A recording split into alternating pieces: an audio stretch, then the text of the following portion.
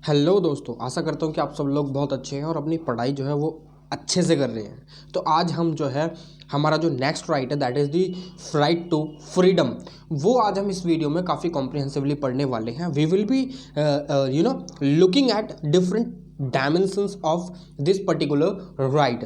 ठीक है, like it comprises or we can say it consists of certain rights as well certain articles. So we will be discussing or we will be throwing light upon all those articles which are included or put under this particular article. ठीक है, तो यहाँ पर काफ़ी comprehensively हम इस right को discuss करने वाले हैं। Previously we have already discussed that is the are right to equality. तो आज इस वीडियो में हम राइट टू फ्रीडम देखने वाले हैं। ये NIOS political science class 12th का चैप्टर 6 का पार्ट 3 रहने वाला है। ठीक है, तो चलिए चालू करते हैं बिना समय गवाए वीडियो को। मगर अभी तक अगर आपने चैनल को सब्सक्राइब नहीं करा है then you have a duty. ठीक है, आपके पास एक ड्यूटी है, आपकी एक ड्यूटी है, दैट इज दी आपको चैनल को सब्सक्राइब करना, अपने दोस्तों के साथ शेयर करना और वीडियो को लाइक करना है। ठीक है, तो चलिए चालू करते हैं वीडियो को बिना समय गवाए। स्वागत है आपका इन्फॉर्मेशन ज्ञान में। मैं हूं आपका दोस्त अरुण।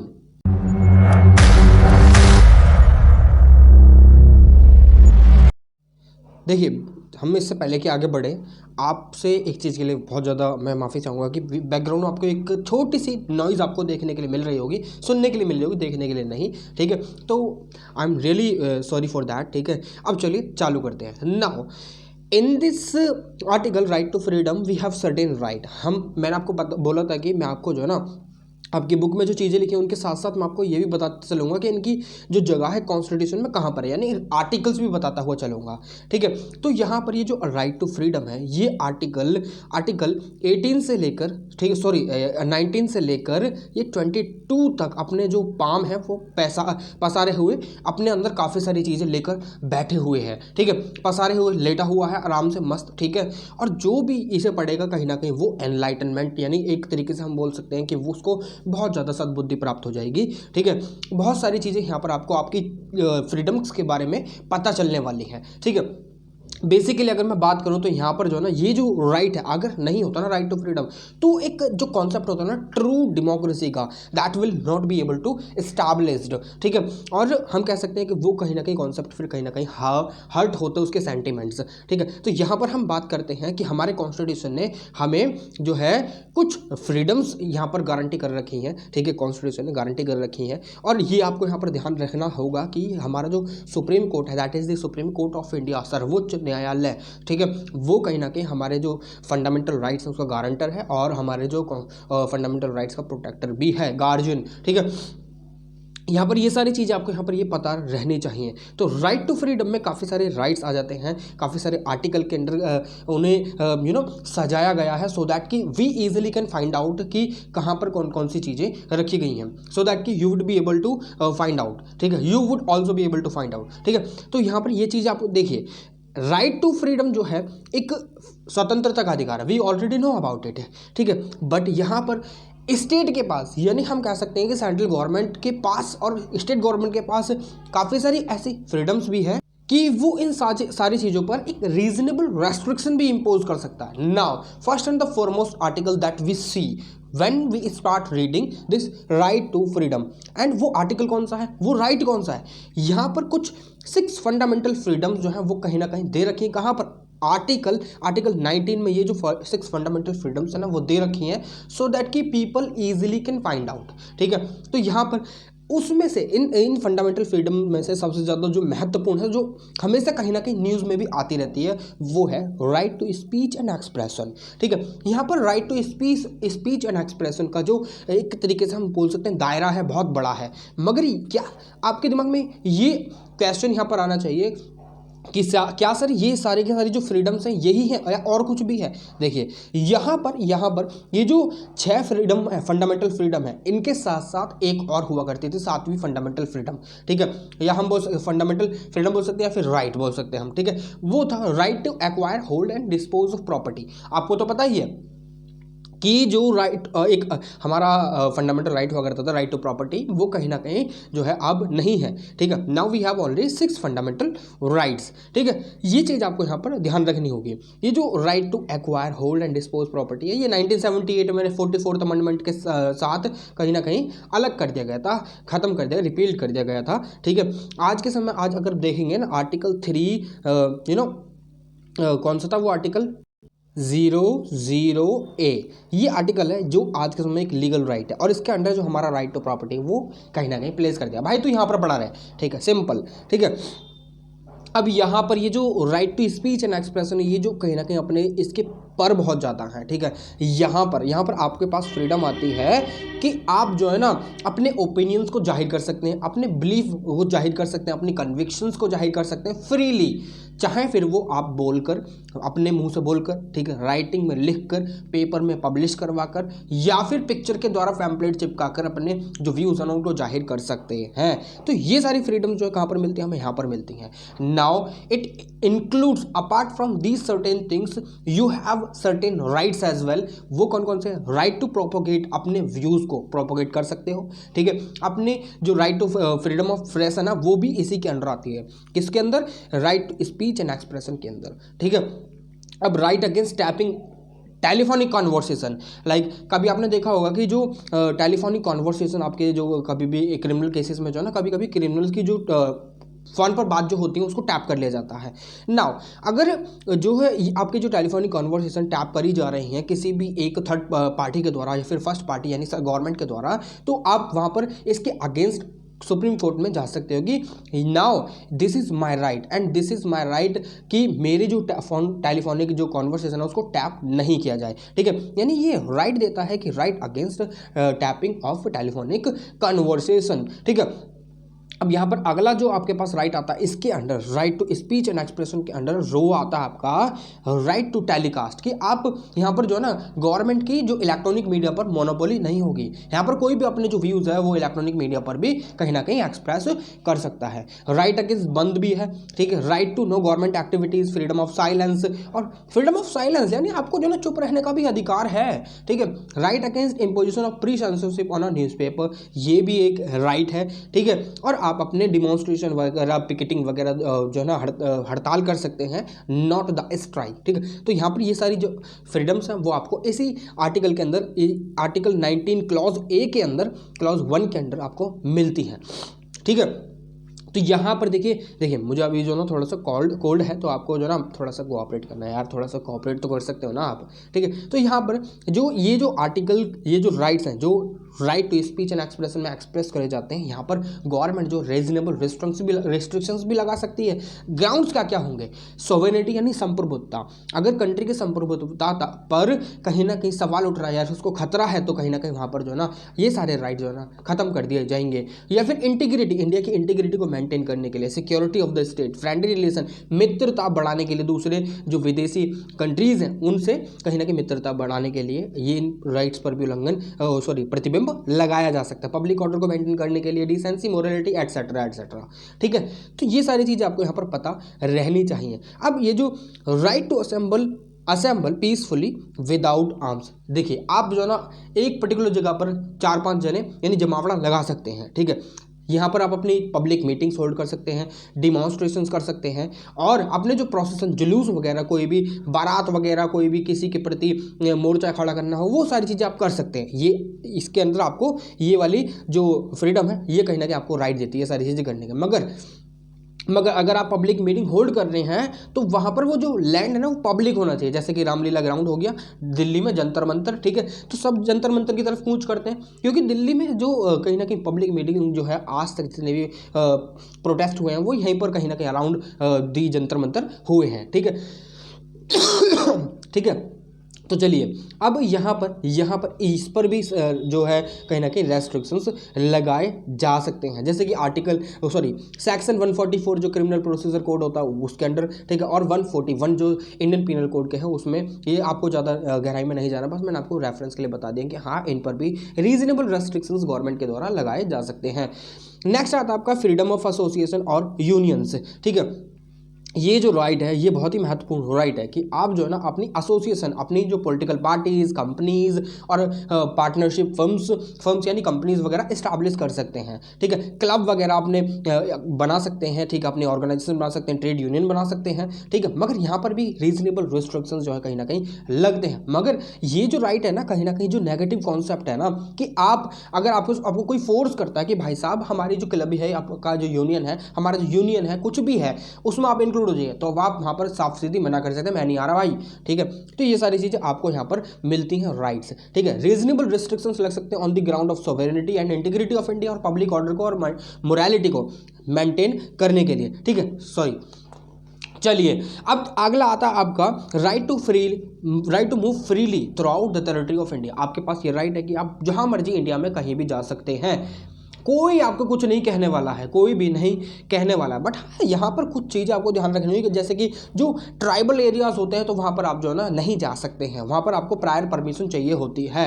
ठीक है, प्रायर परमिशन चाहिए होती है, तो वो इसीलिए क्योंकि वहाँ पर रिस्ट्रिक्शन जो है ना गवर्नमेंट के द्वारा ही लगाए जाते हैं, वो इसलिए ताकि जो ट्राइबल एरियाज में जो ट्राइब रह रही है ना उनके जो कस्टमरी राइट्स हैं, कस्टमरी प्रैक्टिसेस हैं, वो कहीं ना कहीं हर्ट ना हो। क्योंकि देखिए कुछ जो ट्राइब ऐसे भी होती हैं, कुछ नरभक्षी होती हैं, कुछ अलग अलग तरह की ट्राइब्स होती हैं, तो देखिए हो सकता है कि आपकी जान को भी खतरा हो सकता है। तो इसलिए यहाँ पर if you are willing to visit in any particular tribal area you need a prior permission from the state government और the concerned government who is holding power there. ठीक है, तो यहाँ पर ये सारी चीज़ें आपको यहाँ पर पता रहनी चाहिए। अब अगला आता है आपका right to reside and settle in any part of the territory of India. देखिए रिजाइड की बात, रिजाइड रहना यानी आप अपना डोमिसाइल क्रिएट कर सकते हैं। अगर आप चाहें तो थ्रू आउट द इंडिया आप जो है ना घूम सकते हैं, फिर सकते हैं और जहाँ मर्जी चाहे आप रह सकते हैं, इन एक्सक्लूडिंग सर्टेन स्पेशल एरियाज। ठीक है, तो वो कौन से एरियाज है, शेड्यूल ट्राइब वाले एरियाज, तो वही सारी चीज़ आपको यहाँ पर पता रहनी चाहिए। ठीक है, किसी भी पार्ट में आप जा सकते हैं। ठीक है, कहीं ना कहीं ये जो दोनों चीज़ें हैं ना एक दूसरे के साथ मैच करती हैं। यहाँ पर आप फ्रीली मूव कर सकते हैं डी में, और ई में आप रिजाइड कर सकते हैं। ठीक है, इन any part of the country. ठीक है, आगे चलते हैं। आगे आता है आपका राइट टू प्रैक्टिस और एनी प्रोफेशन और कैरी आउट ट्रेड।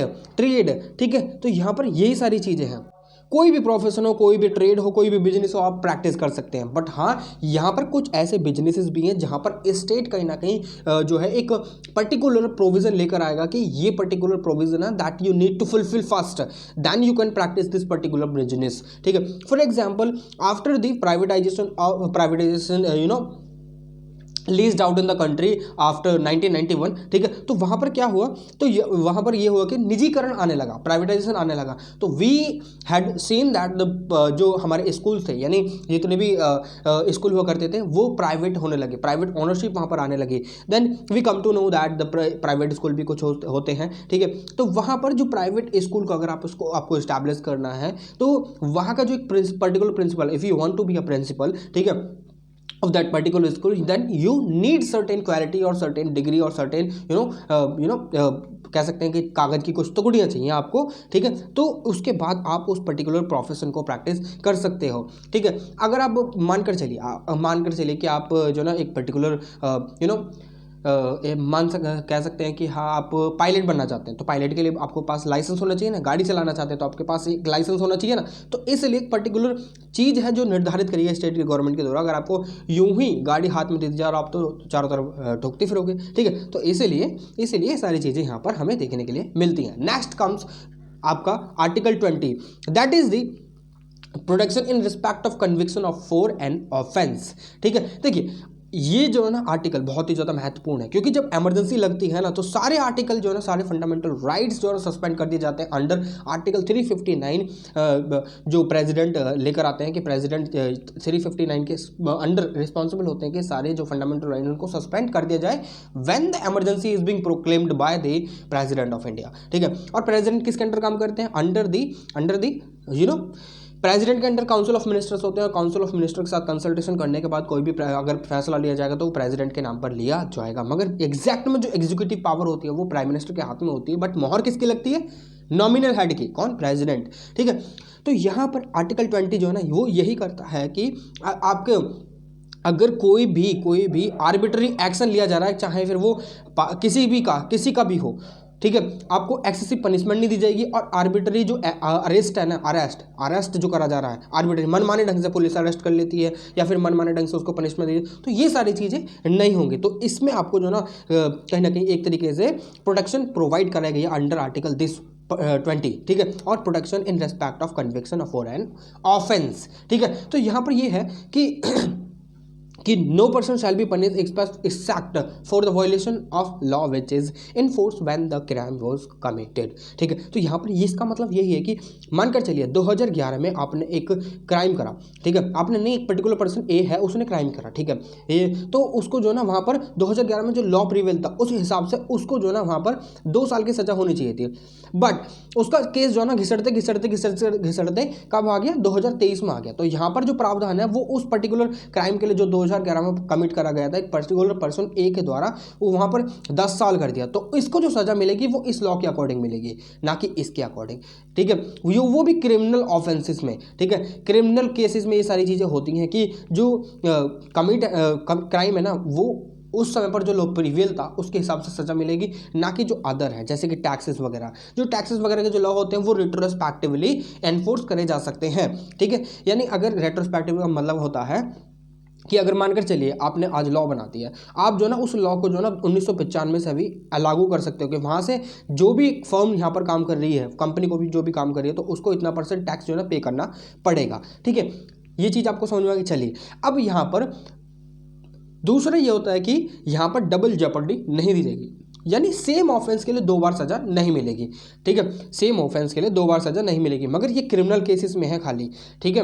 अगर टैक्सेस की बात करें तो ये सारी चीज़ें अलग हो जाती हैं, ठीक है। अगर कोई भी एक पर्सन है उसको जो ना अपने द्वारा खुद विटनेस नहीं बनाया जा सकता उसको, ठीक है, तो ये सारी जो प्रोटेक्शंस है आपको प्रोवाइड यहाँ पर हो जाती है। बाकी ये जो आर्टिकल है काफ़ी एक्सटेंसिव स्केल पर बात करता है, but we are not going to discuss all those particular points, ठीक है। यहाँ पर हम खाली अपने आप को लिमिट करेंगे इस चीज़ से, ठीक है। तो यहाँ पर आगे आपका आता है आर्टिकल 21। आर्टिकल 21 और आर्टिकल 20 दो ही ऐसे आर्टिकल हैं जब इमरजेंसी प्रोक्लेम करी जाती है तो उस समय पर ये आर्टिकल जो के त्यों बरकरार रहते हैं, ये कभी सस्पेंड नहीं होते, ठीक है। अब यहाँ पर ये जो आर्टिकल 21 है ये बात करता है protection of life and personal liberty की, लाइफ को प्रोटेक्ट करता है और पर्सनल लिबर्टी को प्रोटेक्ट करता है, ठीक है। तो इसमें किसी भी पर्सन को जो है ना कहीं अपनी जो लाइफ है ना उससे डिप्राइव नहीं करा जाएगा, पर्सनल लिबर्टी उससे डिप्राइव नहीं करा जाएगा। अब मानकर चलो कि आपका मन हो गया 2-3 बजे खाना खाना, तो आप 3 बजे खाना खा सकते हो, वो पर्सनल लिबर्टी है आपकी, ठीक है। आपकी लाइफ, आप सांस ले सकते हो, ठीक है, ये लाइफ और पर्सनल लिबर्टी आपसे नहीं छीनी जाएगी बेशक इमरजेंसी प्रोक्लेम रहे, ठीक है। तो ये सारी चीज़ आपको यहाँ पर समझ में आना चाहिए, ठीक है। अब यहाँ पर 2 कॉन्सेप्ट बीच में आते हैं, 2 कॉन्सेप्ट बीच में आ जाते हैं, that is the due process of law and the procedure established by law. 2 चीज़ें आती हैं। जब मैंने आपको जो है ना प्रीएम्बल पढ़ा रहा था तो उसमें मैंने आपको significant features of the preamble बताया था, ठीक है। तो यहाँ पर जो है ना, अब यहाँ पर देखिए, मानकर चलिए मैं आपको एक चीज़ बताता हूँ यहाँ पर कि ये जो आपकी लाइफ है और पर्सनल लिबर्टी है उसको सेफगार्ड करने के लिए 2 चीज़ें कहीं ना कहीं मैटर करती हैं। अब पहले तो हमारे पास जो ना एक चीज़ थी कि प्रोसीजर एस्टैब्लिश्ड बाय लॉ, कि अगर किसी भी कानून को पार्लियामेंट लेकर आई, पार्लियामेंट ने ये कहा कि इस कानून के हिसाब से ऐसे अगर कोई पर्सन पाया गया तो इस तरीके से उसको डिटेन कर लिया जाएगा और उसको अरेस्ट कर लिया जाएगा, ठीक है, उसकी लाइफ कहीं ना कहीं हर्ट हो जाएगी, ठीक है। तो वो था प्रोसीजर जो पार्लियामेंट के द्वारा लेकर आएगा। अब ये जो प्रोसीजर एस्टैब्लिश बाय लॉ एक कॉन्सेप्ट है, एक डॉक्ट्रिन है जो कहीं ना कहीं जो ब्रिटिश पार्लियामेंट है वहाँ से ली गई है, ब्रिटिश यानी हम बोल सकते हैं कि यूनाइटेड गवर्नमेंट से ली गई है, यूनाइटेड किंगडम गवर्नमेंट, ठीक है, तो वहाँ से ली गई है। अब यहाँ से हम जान सकते हैं कि ये सारी चीज़ें कहीं ना कहीं पार्लियामेंट को एक आर्बिट्री पावर देती हैं, ठीक है। तो यहाँ पर इस चीज़ को चेकआउट करने के लिए, इस चीज़ को कहीं ना कहीं सॉल्व आउट करने, सॉर्ट आउट करने के लिए एक पर्टिकुलर डॉक्ट्रिन जो थी वो भी पिक्चर में लेकर आई गई। यहाँ पर देखिए आर्टिकल जो एक है 13 उसके अंडर जो है सुप्रीम कोर्ट जो उसको पावर मिलती है कि वो जुडिशियल रिव्यू जो है ना प्रैक्टिस कर सकता है, मगर यहाँ पर जो है ना ड्यू प्रोसेस ऑफ लॉ लेकर आएगा, ड्यू प्रोसेस ऑफ लॉ, कि यहाँ पर अगर पार्लियामेंट के द्वारा कोई भी लॉ बनाया जा रहा है, अगर वो रीजनेबल है, उसमें रीजनेबल कहीं ना कहीं चीज़ें लिखी हैं, तो उसके हिसाब से अगर आप किसी पर्सन की लाइफ और पर्सनल लिबर्टी को हर्ट कर रहे हो तो चलेगा, मगर अगर वो रीजनेबल नहीं है ना, आर्बिट्रीनेस वहाँ पर दिख रही है, तो वहाँ पर ड्यू प्रोसेस लॉ के तहत सुप्रीम कोर्ट पिक्चर में आ जाएगा। पहले तो अपना लॉ ठीक करो भाई, लॉ ठीक करो, उसके बाद तुम सारी चीज़ें कर सकते हो। तो ड्यू प्रोसेस ऑफ लॉ जो है वो भी लेकर आएगी कि रीजनेबल सारी चीज़ें होनी चाहिए, तभी आप एक पर्सन की लाइफ और पर्सनल लिबर्टी को हर्ट कर सकते हो। Otherwise these are sacrosanct, permanent है। ठीक है, ठीक है, यहाँ पर ये चीज़ आपको पता रहनी चाहिए। ठीक है, चलिए ये तो हो गया आपका जो है कहीं ना कहीं आपका protection of life and personal liberty. ठीक है, merely at the whims of authority he may punish only for the violation of the law। ठीक है, ये चीज़ आपको यहाँ पर पता रहनी चाहिए। सुप्रीम कोर्ट ने यही कहा था ड्यू प्रोसेस ऑफ जब लॉ लेकर आए थे ना, तो यही सारी चीज़ें देखिए, रीजनेबल होनी चाहिए सारी चीज़ें। अब कुछ भी करो, अगर रीजनेबल नहीं है और वो डायरेक्टली फंडामेंटल दूसरे जो फंडामेंटल राइट्स हैं उनका भी उल्लंघन कर रही हैं, और आपने जो लॉ बनाया वो भी फंडामेंटल राइट का उल्लंघन कर रहा है, आर्टिकल 21 का उल्लंघन कर रहा है, then the law made by the parliament will be declared unjust और we can say unconstitutional by the supreme court of India under article 13। ठीक है, अंडर आर्टिकल 13। ठीक है, चले आगे, चलिए अब आता है आपका आर्टिकल 22। मगर मगर इससे पहले कि हम आर्टिकल 22 देखें, I would like to tell you one very crucial thing. वो क्या है आपका ये right to education under article 21A। ठीक है, 86 अमेंडमेंट एक्ट लेकर आई गई थी। कब लेकर आई गई थी 86 अमेंडमेंट एक्ट? 1970 कब आई थी? सॉरी, ये कब आई थी भाई? ये 2002 में आई थी। ठीक है, ये शायद 2002, हाँ 2002 में ही आई थी। तो यहाँ पर ये तो 86 अमेंडमेंट एक्ट है 2002 में लेकर आई गई, सो दैट कि जो राइट टू एजुकेशन है ना, उसको भी एक integral part of the constitution of fundamental rights बनाया जा सके। ठीक है, अब देखिए ये कहीं ना कहीं, अब इससे पहले भी एक प्रोविजन हुआ करता था under article 45 directive principle of state policies में। ठीक है, उसमें क्या हुआ करता था कि एक एलिमेंट्री एजुकेशन की बात हुआ करती थी, मगर वो डायरेक्टिव प्रिंसिपल वो अनजस्ट है, उसको अनजस्ट बोला गया था कि उसको अगर वायलेट होता है तो हम सुप्रीम कोर्ट के पास नहीं जा सकते। बट ये जो अमेंडमेंट एक्ट लेकर आई गई ना अंडर आर्टिकल 21 एक और आर्टिकल ऐड कर देगा 21A, उसके तहत जो राइट टू एजुकेशन है उसको एक इंटीग्रल पार्ट बना देगा। अगर एजुकेशन किसी को चाहिए, वो 6 से लेकर 14 के बीच में अगर किसी को एजुकेशन नहीं मिल रही है ना, तो वो डायरेक्टली सुप्रीम कोर्ट पहुंच सकता है। ठीक है, ये चीज़ मैंडेटरी कर दी गई कि एक जो पर्सन है उसको जो है ना कहीं ना कहीं जो राइट टू एजुकेशन, उसका राइट है एजुकेशन प्राप्त करने का, तो उसको एजुकेशन मिलनी चाहिए। तो इसके साथ साथ एक फंडामेंटल ड्यूटीज होती वो भी ऐड करी गई अंडर आर्टिकल 51A।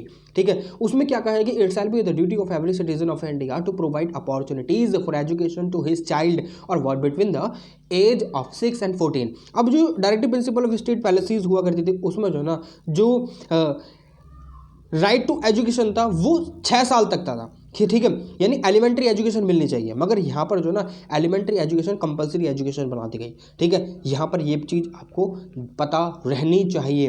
ठीक है, फिर जो आर्टिकल 15 जो हुआ करता था वो उसको इस तरीके से कर दिया गया, मोल्ड कर दिया गया। ठीक है, कि the state shall endeavour to provide early childhood care and education for all children until they complete the age of 6। ठीक है, 6 को बढ़ाकर यहाँ पर यहाँ पर 86 में और आर्टिकल 21A में इसको एज 6 to 14 कर दिया गया। ठीक है, ये बात आपको यहाँ पर पता रहनी चाहिए। और इस चीज़ को फर्दर एनहेंस करने के लिए एक एक्ट और बनाई गई right to children to free and compulsory education act 2009। ठीक है, यहाँ पर बच्चों को राइट बना देगा कि हाँ उनको ये जो एजुकेशन है मिलनी ही चाहिए। ठीक है, कंपलसरीली। ठीक है, चले आगे, चलिए ये आता है आपका आर्टिकल 22। ठीक है, prevention against arbitrary arrest and detention. ठीक है, तो यहाँ पर आर्टिकल 22 को 2 भागों में बांटा गया है। कौन कौन से? पहला है प्रिवेंटिव डिटेंशन, दूसरा प्रिवेंटिव डिटेंशन। ये ऊपर नीचे हो गए हैं। ठीक है, या फिर आप कैसे भी पढ़ लीजिए। ठीक है, तो यहाँ पर देखो ये जो लिखा हुआ है ना, ये सारी चीज़ें आपको अभी समझ में आने वाली हैं। ठीक है, आप इसे पढ़ सकते हैं, बट मैं आपको जो बता रहा हूँ ना उसे आप तो एक बार समझिए कि मैं क्या कह रहा हूँ। अब ये जो प्यूनिटिव डिटेंशन जब प्रैक्टिस करा जाता है, जब एक मानकर चलिए कि कोर्ट ने किसी को जो ना एक उसने एक ऑफेंस कमिट करा है, एक पर्टिकुलर पर्सन ए ने, इसने एक ऑफेंस कमिट करा है और उसके बाद जो है ना कोर्ट में ट्रायल हुआ, कन्विक्शन हो, उसके बाद जो है ना इसको सजा मिल गई। ठीक है, तो उसके बाद इसका अरेस्ट होगा। अब यहाँ पर प्रिवेंटिव डिटेंशन में क्या होता है? प्रिवेंटिव डिटेंशन में ऐसा होता है कि यहाँ पर जो है ना एक महज शक के आधार पर कि ये जो पर्टिकुलर पर्सन ए है ये आगे नियर फ्यूचर में एक पर्टिकुलर ऑफेंस कमिट कर सकता है या फिर एक कोलाहल मचा सकता है या फिर डिसहार्मनी जो है ना क्रिएट कर सकता है सोसाइटी में, देन उसको कर्व करने के लिए ये प्रिवेंटिव डिटेंशन का उपयोग करा जाता है। इसमें जो है ना पर्सन को बिना किसी सवाल जवाब के अरेस्ट कर लिया जाता है, यानी धर लिया जाता है उसके द्वारा जो पर्सनल होते हैं, पर्सनल हो, एनआईए हो, कुछ भी हो, ठीक है। यहाँ पर ये चीज़ आपको पता रहनी चाहिए। अब ये जो दो कॉन्सेप्ट हैं इसमें प्यूनिटिव डिटेंशन जो है इसमें कुछ प्रावधान है, जैसे कि यहाँ पर जिसने आपको अरेस्ट करा है वो आपको बताएगा कि आपको किस आधार पर अरेस्ट करा गया है, ठीक है।